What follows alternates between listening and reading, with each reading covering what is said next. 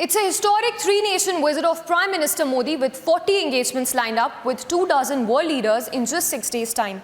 The visit comprises of the G7 and Quad summits in Hiroshima, along with bilateral meeting with Australian Prime Minister Anthony Albanese as well.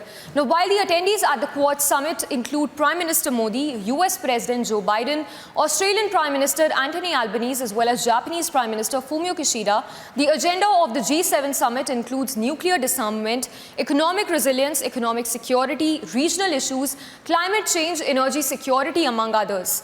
At the G7 summit in Japan, the Prime Minister will be participating in 3 sessions of the summit, where he is expected to talk about global challenges such as climate, energy and environment, whereas the 3rd session would revolve around peaceful, stable and prosperous world.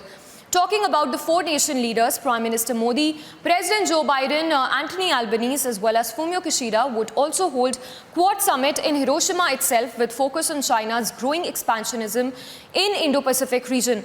Talking about Papua New Guinea, where the Prime Minister will also be hosting the 3rd summit for the Forum of India-Pacific Islands Cooperation.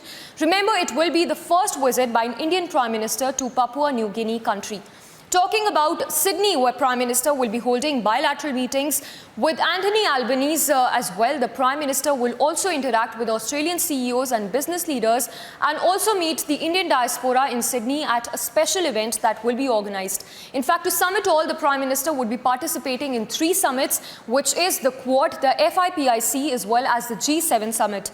With over 40 engagements lined up ahead, Prime Minister Modi will be interacting with over 24 world leaders in summits as well as through bilateral meetings. The Prime Minister will also meet business leaders, important personalities, scholars and members of the Indian community. Not just that, the Prime Minister will also be addressing over thousands of members of the Indian diaspora in Sydney along with Australian Prime Minister.